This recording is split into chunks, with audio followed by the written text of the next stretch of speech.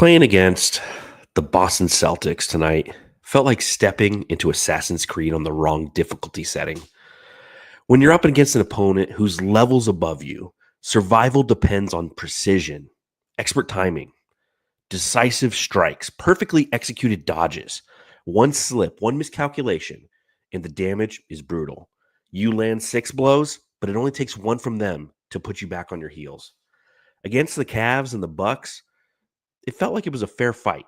2 warriors locked in battle, trading punches, testing limits. But Boston, they're assassins. A relentless, methodical force, striking from distance with an efficiency that borders the supernatural. Their three-point barrage isn't just a strength. It's a weaponized philosophy, unlike anything this league has ever seen. And Wednesday night, we saw it in full effect. Three-pointer after three-pointer after three-pointer. Most of them uncontested, and all of them demoralizing. None of this erases what the Suns have accomplished over the past week. It simply serves as a stark reminder of the gap that still exists, one of the distance between where this Phoenix Suns team is and where it needs to be, and of how far ahead Boston truly stands. Did this one suck? Hell yeah.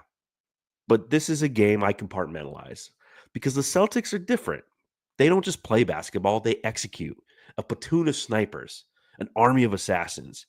And on this night, they made sure that the Suns, Matthew, never stood a chance. No, I mean, you come into this game, there's a chance you can probably pull something off. But the fact that we came into this game playing a Celtics team that has been on fire, the defending champions, Yes. It's a different team. A lot of this doesn't go to giving up, lack of effort, really. It's just pure dominance by one team in the Boston Celtics. So, it's a different kind of loss before the 4-game win streak. Obviously, those are tough losses to take because you kind of give up on the team. But right now, it's about, the Suns not giving up. I don't think they did. It's just the Celtics are just that freaking good right now. Yeah, exactly. And we'll talk about that and kind of how we absorb this loss tonight. But again, thank you to everyone who's joining us live or if you're listening later. Truly appreciate your support for the Phoenix Suns and for the Suns Jam Session podcast. My name is John Voida, managing editor, brightsideofthesun.com. Head over there, read my writing. You can read my game recap where it was really easy to write the fourth quarter game recap in this one, Matthew. I'm like, the fourth quarter happened and the Suns lost. Like, it was like 12 words. I'm like, this is great. These are the best. I had the whole thing written in the fucking second quarter in this one. It's just one of those games. These ones kind of suck because it's like so front end heavy, whereas there's like a lot of words, and then the second half there's maybe a few tweets in there, and then you just know it's over. Yeah, like the first half I had like 4 tweets, the second one had like 1. I was just like, meh, there's nothing happened. That's been the whole season almost too, but they demolished us. So of course I'm joined as always by Matthew Lissy, senior staff writer of Bright Side of the Sun and co-host of the Suns Jam Session podcast. So hit the thumbs up button if you're hanging out with us. Go ahead, pop a bottle, let your body waddle, and let's talk about this one.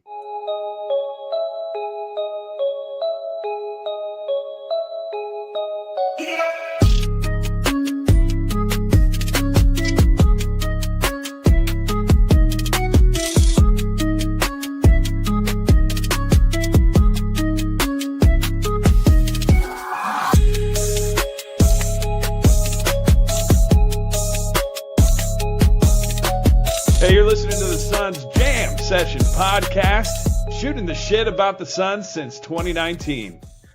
Yeah, it was a 30-point loss, 132-102 to the hands of, as Matthew mentioned, the defending champion, the Boston Celtics. A game I really wanted to go to downtown Phoenix and see tonight and cover for Brightside, but I just was not feeling good enough this morning. I'm like, you know what? Slept horribly last night. I literally have right here 2 pieces of NyQuil and a melatonin that I'm going to pop like halfway through the show so I just pass the fuck out because I could not sleep last night, and I'm tranquilizing myself because I got a big day tomorrow. We got opening day with the Diamondbacks and the Cubs. I've got a bunch of stuff going on at work, so but with all that being said, seeing this team, the Boston Celtics, for the first time up close and personal this season, Matthew.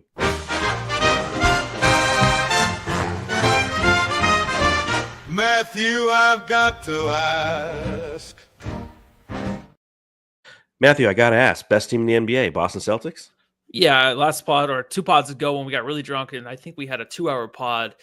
My guess was the Celtics and Lakers in the finals. I think the Cavs are great. You maybe want the Cavs and OKC in the finals. That'd be great, like a white trash wedding in a way. It'd be fun. Not good for work, not good for ratings, but it'd be definitely great for an actual NBA fan that cares about the teams. It'd be fun, but this team is ridiculous. I didn't expect this big of a blowout, but this team, honestly, with Porzingis, who tonight was the best player out there, and a lot of times he is like a healthy guy out there. And Porzingis, that's dangerous because the inside out, he's just unstoppable. Suns don't obviously have the size. Not a lot of teams do, maybe with the Cavs, but you can just see how dominant he can be. But it's crazy. And I got to ask you too, are you just thinking about Bill Simmons this whole time? Yeah, he's actually watching the Phoenix Suns play? Because he was watching this game. I didn't think about that once during the entire game until you mentioned it right now. I didn't think about it. But you're right. I mean, he's obviously somebody who trashes the Suns, say that we're lifeless. And, and I've written some articles on Bright Side of the Sun fortifying some of his words and just putting them out there for the Suns community, for those who don't like Bill Simmons, like a lot of our podcast listeners and readers at Brightside. But, the reason I put those words out in front of the Suns community is because, like, what he's saying isn't wrong. This team, for parts of the season, what he's put out there, Bill Simmons, that is, has been correct. And what you take away from this game is something that it'll be interesting to see over the next couple episodes of the Bill Simmons podcast, how, if at all, he mentions this game. Because to your point earlier, this isn't a game where I feel like the Suns lost because of a lack of effort. The Suns didn't lose because they didn't care. The Suns didn't lose because they were turning the ball over and they were beating themselves.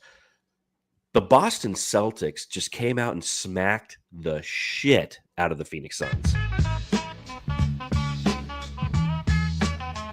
When was it over? I mean, this one was over in the first 2 minutes when they came out and hit 3 of their first 4 3-pointers.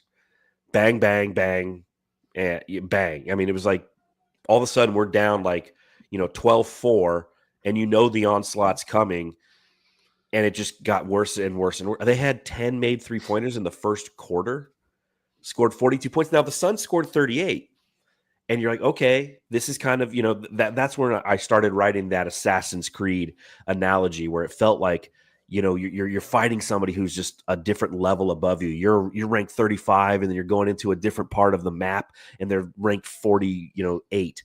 And every time you battle somebody, it takes precision attack after precision attack, and you're doing a gazillion combos and dodging, and then like all they do is land one blow. And that's how it was with the Suns against the Celtics tonight. They were playing very well. We kept fighting back in the form of Kevin Durant, and then in the second quarter, Kevin Durant had 16 points in the first quarter. The Suns, had 16 points in the second quarter. They just couldn't withstand the defense that was being provided by the Celtics. They couldn't withstand the shooting.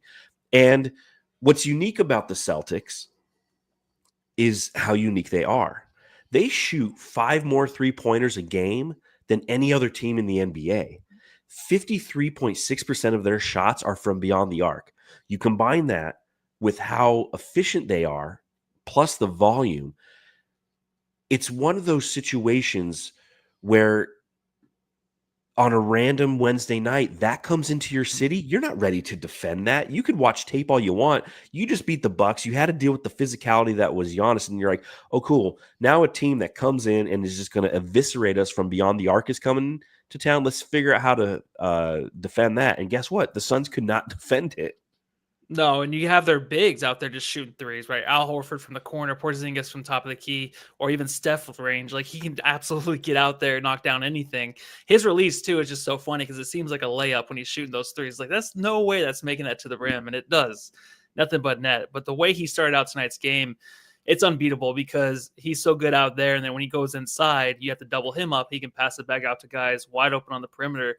And a lot of it was, I thought it was over in the second. The first, I thought, because the Suns didn't give up, I like the fact that they were keeping their heads up. They weren't getting down. The body language wasn't down when they were down 21-9, because a lot of us back in the day, 3 weeks ago, we would have thought this game's over. I'm done watching it. But there's something different about the team. We would have been right. We would have been right. But right now, Devin Booker is definitely holding these guys accountable defensively like he did in the first, to kind of, get up on your guys, play some better defense. Colin Gillespie at times was having a hard time catching up with any guys in the first and second quarter defensively to close out on the perimeter. So there was a lot going wrong for the Suns, but it's just because of how fluid that Celtics team is in the And how second. unique Where they are. you just, they're unique, but also just the Suns are just not there, and they won't be there this year. And it just makes you realize, like, yeah, we can win the play, and I can see that. But once you go up against a team again like the OKC Thunder or even the right now the Houston Rockets, who we do play pretty soon, I think that's going to be a good matchup. But there's going to be instances like this during the games where you're like, oh shit, they were really good all year. Like we were just figuring it out 4 games ago. So that's a lot of catch up, too much catch up to do in the last 9 games of the season. Yeah, I mean it's just unbelievably tough to try to defend this team. And it's interesting, and I know there's conversations that most likely are going to occur in the chat, and I definitely were occurring on social media. Anywhere that there's a Suns hub, people are having conversations about rotations, right? Oh, well, you should have put this guy in here, and maybe you shouldn't. Why is Cody Martin out there shooting threes? Why is this happening? What? And what I'll say is this: none of that mattered tonight. Like, if you want to have the rotational arguments or observations, you can, and we will for the last 9 games, because there is an unbelievably delicate balance that's been making this team successful. That's what's so strange about what's happening right now in Phoenix, is all of these levers have been pulled ever so slightly, and just so that's equating to that 4-game winning streak, and the balance of attitude of players, effort of players, a combination of having offensively skilled players like Booker and Durant, complemented by Cody Martin and Colin Gillespie and Ryan Dunn, Oso Ighodaro, that youth movement, if you will.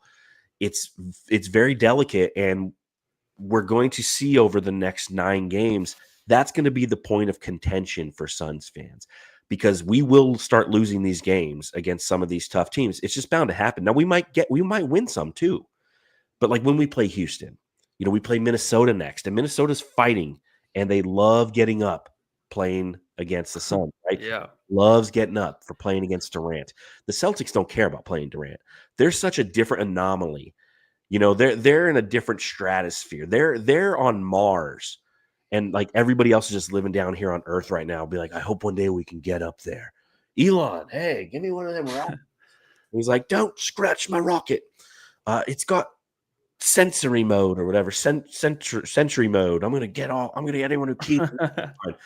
But that's gonna be like I'm telling you now, that's good what people are going to be talking about, because when losses happen, we're going to fall right into the conversations of the disease of what if. Well, what if Colin Gillespie wasn't playing in this game? We could have used a little more ties there because of XYZ, or we lose a couple of games, give me more Bradley Beal, what have you. And all those conversations are valid, and they're things we're going to talk about. But that being said, none of that mattered tonight. None of that, like, there's nothing you could have done, in my opinion. And we'll see it next week when we're in Boston. There's nothing you could have done on a night when they came out the way they did, on the heater that they were on. They came out and hit those first 4 out of 5 threes, and it was game over, because the confidence was there. They know who they are. They're secure with who they are. They've won a championship being who they are. And if you are closing out and you're leaving an open 3-pointer, they're just going to dump it inside and either score at will, which they attempt, I think, the second least amount of 2-pointers in the league, but they're like 4th best in efficiency. Yeah. So if you dump it inside, they're going to beat you. And if you dump it inside and you collapse, they're just going to pass it right back out and they're going to beat you that way. I mean, the Celtics are just so fucking good. They are. And after this game, it's really heavy, like I said, with the notes in the first half, because you saw a lot of good things. And even when they did hit their first 4 or 5 threes, I didn't think the Suns will lose this bad. I thought they would actually make it a complete game where they can kind of keep it competitive towards the end, because I saw a lot of good things. Even in the second quarter, like, there's some things that I really like about the Suns team. Like, they have a good, solid, like, 9 players that I like to watch now, like, including Oso, including Ryan Dunn, obviously, who's starting right now. But you have Cody Martin, who can't hit a 3. Obviously, he's shooting 30%, but also just Royce at times will come out and look like a 0. Grayson Allen right now is a 0. So who's like the 9th guy that I would like to enjoy watching? It should be and probably will be Bradley Beal coming off the bench, because I got to ask you, like, Royce and Allen currently are just 0s out there. I think Royce does a good job sometimes bodying up down low against the bigs, maybe Porzingis tonight, but there's just something about the way that obviously Allen's out there. He's not smoking weed because he has a kid, but there's something up with him. Like he got knocked in the head. Maybe, I don't know. Well, he's recovering from it. He's recovering from an injury. You know, he's been out for 2.5 weeks. But he looks terrible. And like, I'm just saying, like, it's really bad to where you only have the 9 games. And if Beal comes back, obviously I feel like he's going to probably take up those minutes, because you can't mess with the starting lineup, because you can't just be like, well, we lost a game, now we got to put Beal back in the starting lineup. Like, you got to keep it this way. And then when Beal comes back, whose minutes he's going to get? Exactly. I would say Royce or Grayson Allen. I agree. I think, or Tyus. You know, Tyus is on that. You know, again, you look defensively, and this is definitely something, you know, for those of you who like to read Bright Side of the Sun, I'm going to do a pretty deep dive probably this weekend on Bradley Beal's defensive numbers, because I think that Bradley Beal, when he's healthy again, you know, like, there's one thing. I'm not a big agenda guy, you know, like I don't pre-plan out what I think. I just react. I'm a reactor, you know. But there is one agenda, quote unquote, that I have this year, and that is to point out all the negative things about Bradley Beal as much as possible on Bright Side of the Sun, in hopes that Matt Ishbia reads it and considers getting it off of the contract. Like that's my one sole purpose this upcoming summer, and I've already started to do it on Bright Side. There's nothing positive I'm writing about Bradley Beal, because the positive I do write is I admire the man, I respect the man, I don't blame the man, but he just doesn't fit. That's, you know, full stop. But I'm going to delve into his defensive numbers, because he is the worst defender on the team by the metrics. As a starter, you know, and negative 19 net, or 118.9 net rating. As a bench player, 116.7 net rating, both like top 2 worst on the team. Any lineup you put him in, you know, whether it's a 2-man lineup with Booker or a 4-man lineup with Booker and Durant and, I don't know, fucking Nick Richards, like, it's the worst version of that lineup. You put any other player in that spot and the team plays better. But that being said, that's going to be what we're going to be analyzing. And to your point, Matthew, 1, he's got to be healthy. But 2, when he is healthy, we as a fan base, we're going to be watching those rotations like a hawk. That's who we're going to become over these last 9 games, especially if we start to lose games. And Bud is going to have to pull all the right levers to pull out some of these wins, man. And he's done that to this point, like, to his credit. Some of it by necessity, but some of it by correct lever pulling. He started Colin Gillespie, who got his first loss ever as an NBA starter tonight. He's played more Ryan Dunn. He's played more Oso Ighodaro. But when Beal comes back, just like Grayson just came back, he's starting to get reintegrated into the offense. And as you said, you know, it's kind of choppy. He played a total tonight of 14 minutes. You know, that was my expectation. We'll probably see about, 14, 15 minutes from him these first few games, because you want to have your shooters feeling rhythm. So if and when that time comes and you need them to hit threes, they're feeling that rhythm, and they're going to have to continue to play. I agree. And what do you do with the Grayson Allen that's coming back from injury, and then maybe Beal plays next game? Like, who actually steps up first to actually hit or knock down the big shots in the second quarter, the third quarter, when we're really struggling trying to match a team like the Celtics? Can you rely on him? Can you rely on Beal? And you're not going to. I know that for sure. But, when you have Kevin Durant and Booker, I think, especially with Jaylen Brown, the only one playing out of Jason Tatum and that duo, those 2 guys are the best duo out there tonight. But you can just see how, as a team, the Celtics are just so good all over the place defensively, even with White as such a good shot blocker, even at the perimeter. Like, it's just crazy how good they are defensively. And you're just like, damn, like, no matter how many shots we can make, our guys out there that might get hot, we just can't get those stops on the defensive end ourselves to really match with a team like this. And that's the scary part going into the playoffs, obviously. And from a high level view, this isn't a night in which I sit here and I proclaim that I believe the Boston Celtics are going to be the NBA champions, because when you get into a series and you have an opportunity to not just play them on a random Wednesday night, when you can start to game plan and you see them night in and night out, that's where the chess match truly begins.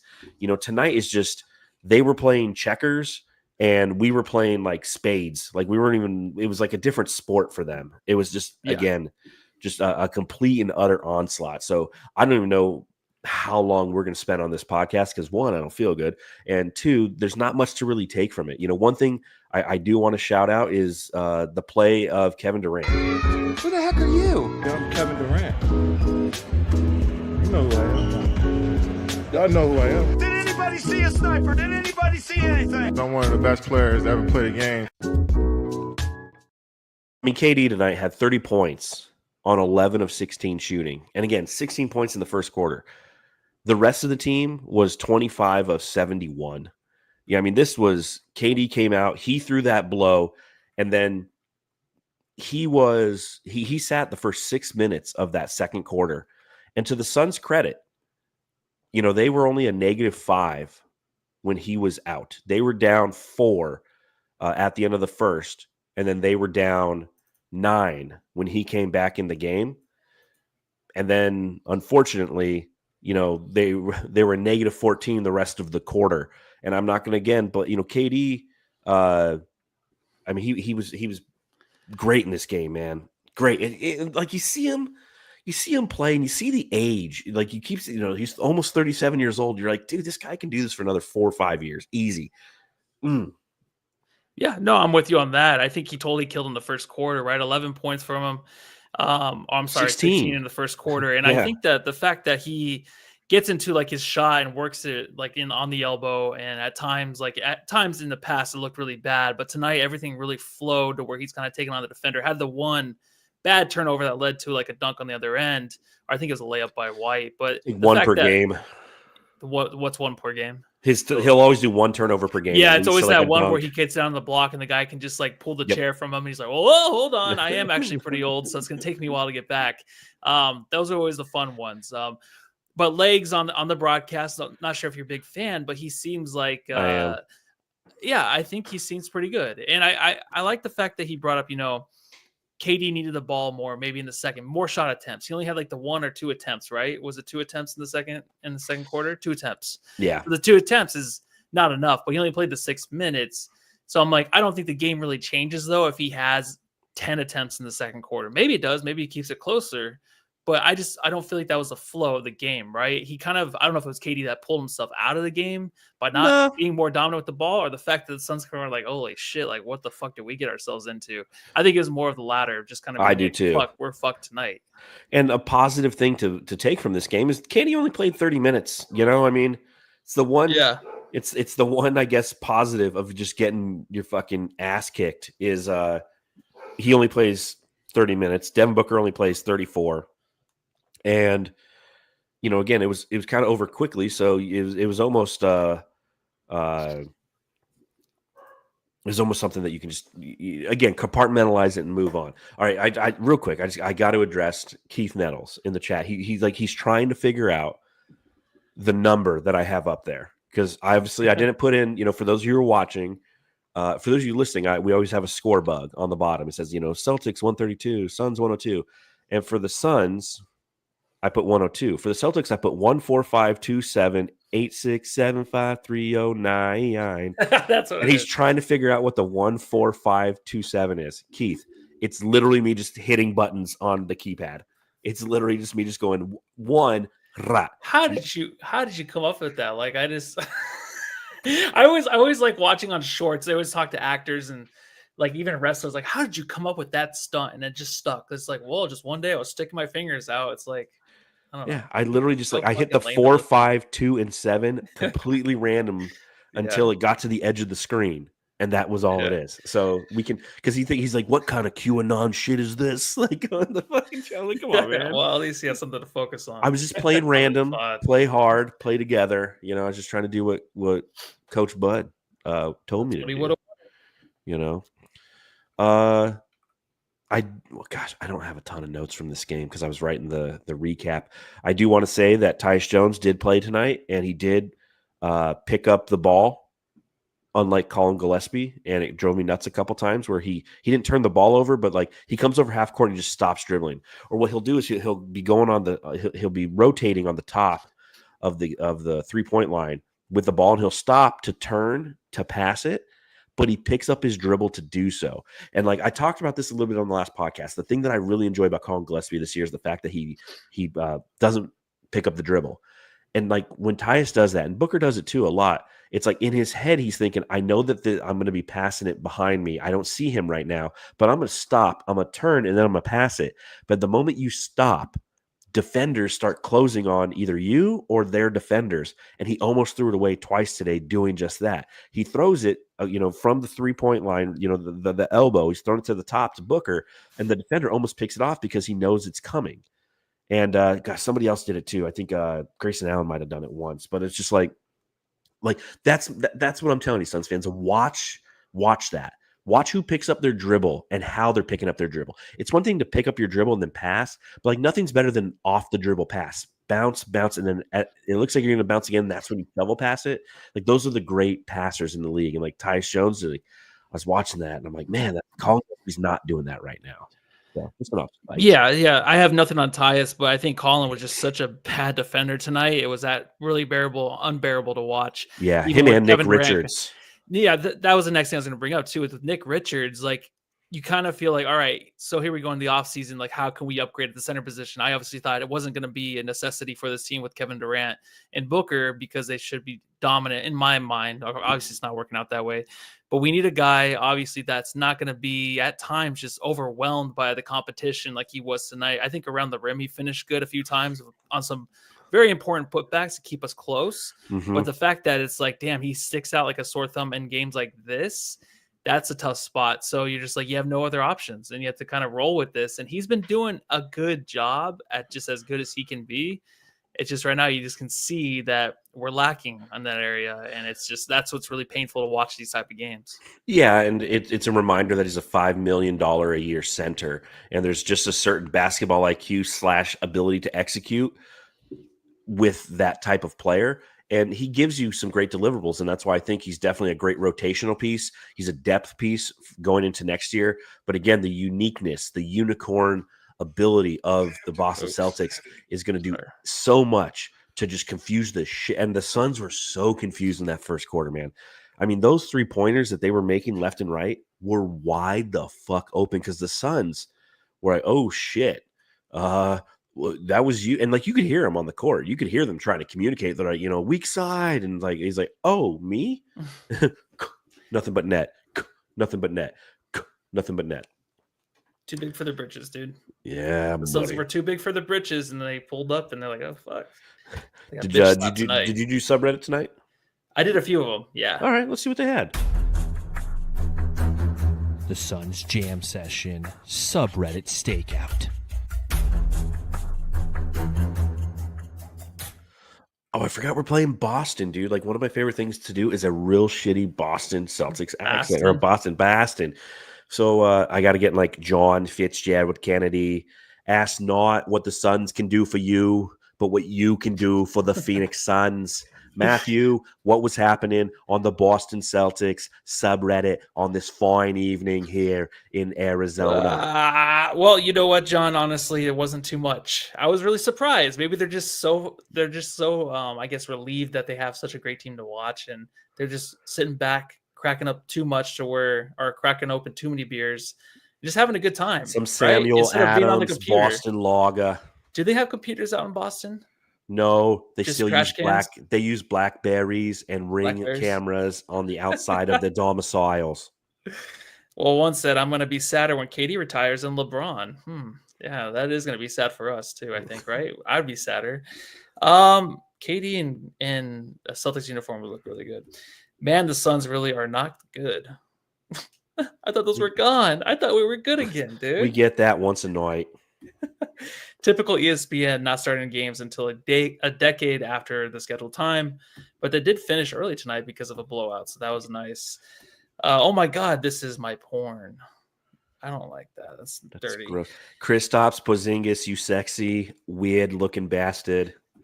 Remember Dallas? I was like, Kristaps, you're not the number one. You're not that good anymore. Fucking good for him turning it around. I'm really proud of that dude. Anybody else not down with this Legler crew? I think he's fine. I think he does a good job. There's a lot of shit. I had one game I didn't like him, but he was good tonight. I've always liked him, Legler. And what's corn dog with a K?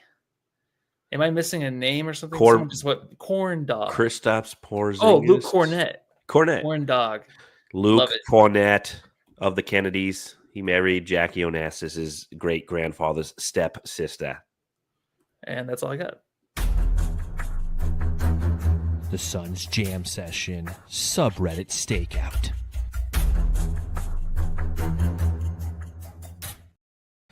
There we go. A normal score. Settle down, everybody. Anything else you want to talk about? In my notes, I think I just had Collin was really bad. Booker, I liked him in the first quarter, but everything else was totally trash. So yeah, he had a really rough night tonight. 4 of 13 from the field, 1 of 6 from beyond the arc. It's just a 14 and 10 game and 7 rebounds. He almost had a triple double in this shit. He did a team worst -33 tonight. Yikes. Well, what did he have? Like 17 and 12 last game, and it was such a beautiful game by him. Just tonight, he had some nice passes, but I'm just telling you, it was just too much defense. He was trying to force it too much and just got out of hand too quickly for him. No, 100%. To make anything up. 100%. Mark N says in the chat, Suns cannot deviate based on tonight. Stick with what was working. I agree with this 100%. We will see on Friday when we play Minnesota if they deviate and how effective a lack of deviation potentially could be. I'm not giving a jam star in this one because nobody I guess we'll give it to Kevin Durant, just like collectively we'll just throw it out there. Jam star of the game. Kevin Durant. Fuck. Anything else you got before you want to get out of here tonight, Matthew? That's it, man. I hope you rest in peace tonight, and I hope you get to go to a good old ball game tomorrow. Oh, I will be going to a good old ball game. I just hope I feel good. Yeah, that's what I'm wishing. Well, so I'll be over here praying for you and the Jamsters out there. Here comes baseball season. Here comes baseball season, baby. All right, Matthew, tell the Jamsters what they could do. Maybe you can tell them to enjoy a good baseball game, or maybe they can just continue to just enjoy the Suns. But tell them what to do. Go home and enjoy a good ball game, dog. Cortez delivers. Freeman hits the ball to right field. She is gone!